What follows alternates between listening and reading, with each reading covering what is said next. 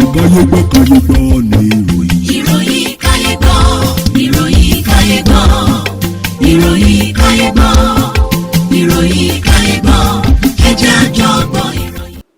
Ẹ kú dédé àsìkò yìí òdìgbò òbí tí ẹ ti ń gbọ́ mi ìròyìn Kayegbo ni mo wá sétí gbòyìn láti kàn ní jígí alára.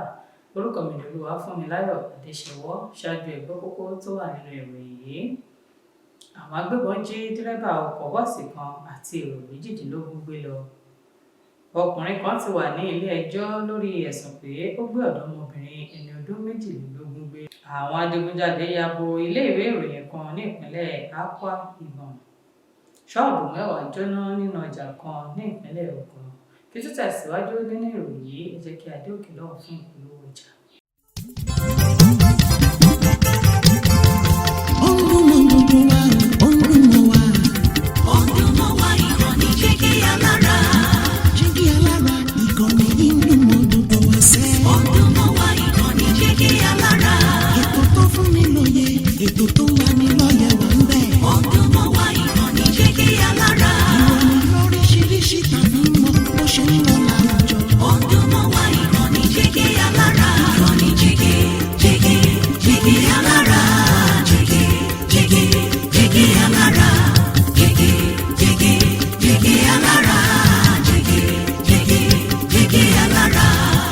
Ìkànnì jígí alára 24 bàbá gbogbo. Ẹ káàbọ̀ padà láti òkè lọ́hùn-ún, ìròyìn ọ̀hún rèé lẹ́kùnrẹ́rẹ́. Àwọn agbébọn jí dírẹ́bà ọkọ̀ bọ́ọ̀sì kan àti èrò 18 gbé lọ. Awakọ̀ kan tó jẹ́ ti Akwa Ibom State Transport Company (AKTC) pẹ̀lú àwọn èrò 18 ni wọ́n ti jí gbé láti ọwọ́ àwọn agbébọn tí wọn kò mọ̀ ní agbègbè Azumini tí ó jẹ́ ààlà láàárín ìpínlẹ̀ Akwa Ibom àti ìpínlẹ̀ Abia. Ìṣẹ̀lẹ̀ náà ló wáyé lẹ́yìn tí ọkọ̀ bọ́ọ̀sì AKTC ọ̀hún kúrò ní ibùdókọ̀ Uyo. Alukoro fún iléeṣẹ́ ọlọ́pàá nípínlẹ̀ náà ASP John Tinfor fìdí ìṣẹ̀lẹ̀ náà múlẹ̀ tí ó sì ní àwọn ti bẹ̀rẹ̀ iṣẹ́ ìwádìí. Ọkùnrin kan ti wà ní ilé ẹjọ́ lórí ẹ̀sùn pé ó gbé ọ̀dọ́mọbìnrin ẹni ọdún 22 gbé. Àwọn ọlọ́pàá ní ọjọ́ Ajé Monday ti mójú ọkùnrin kan Eric Chisholm ba ilé ẹjọ́ magistrate tó kalẹ̀ sí Ìkẹjà lórí ẹ̀sùn pé ó gbé ọ̀dọ́mọbìnrin kan ẹni ọdún 22. Olùjẹ́jọ́ ẹni ọdún 38 ni wọ́n ní ó lẹ̀dí àpòpọ̀ láti hùwà ìjínigbé náà. Ìpẹ̀tọ́ John Ìbérédèm tó wọ lọ ilé ẹjọ́ ní ó ṣe ẹ̀ṣẹ̀ náà ní agbègbè Ọláolúwa Ládìlà Bàrígà ní ìpínlẹ̀ Èkó. Ó ṣàlàyé pé ọkùnrin náà gbé ọ̀dọ́mọbìnrin yìí nípa gbígbé sílé láìsí ìmọ̀ àwọn òbí rẹ̀ níbẹ̀, tí ó sì ní ó tàpá sí òfin ti ìpínlẹ̀ Èkó ti ọdún 2015. Olùjẹ́jọ́ wá ní òun kò jẹ̀bi ẹ̀sùn tí wọ́n fi kan òun.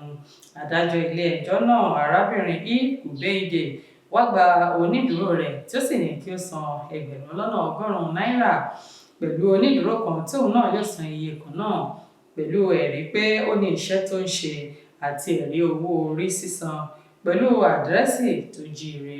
Ó wá sún ìgbẹ́jọ́ rẹ̀ sí ọjọ́ 24 oṣù keje ọdún yìí.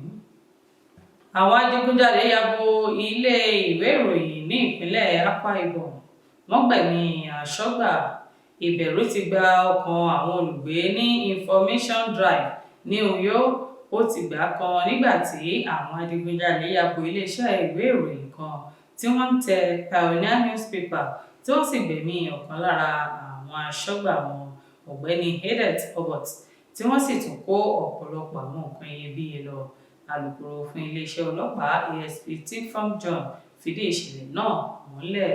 Ṣọ́ọ̀bù 10 jóná nínú ọjà kan ní ìpínlẹ̀ Ògùn. Ṣọ́ọ̀bù 10 àti ọjà tó tó ẹgbẹ̀lẹ́gbẹ̀ mílíọ̀nù náírà ló jóná ní ọjà gbajúgbajà Ọba Lípẹ̀dé Kútọ̀ ní ìlú Abẹ́òkúta tó jẹ́ olú ìlú ìpínlẹ̀ Ògùn. Ìjàmbá náà ni wọ́n ní ó wáyé látàrí ìbúgbàmù ẹ̀rọ amúnáwá jẹnẹrétọ̀ tó ń lo afẹ́fẹ́ gáàsì tí ó jẹ́ ti òǹtajà kan nínú ọjà náà. Adarí fún àjọ panápaná ní ìpínlẹ̀ Ògùn Fatai Adéfálà fìdí ìṣẹ̀lẹ̀ náà múlẹ̀.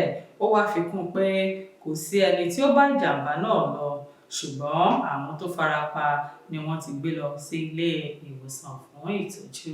Kò ní jù báyìí lọ lórí ìròyìn Kayegbo fún ti tòní. Orúkọ mi lẹ́ẹ̀kan sí Olúwafúnmiláyọ̀ Adéṣèwọ́ láti ìkànnì jígí alára. Ká fi rí pàdé o.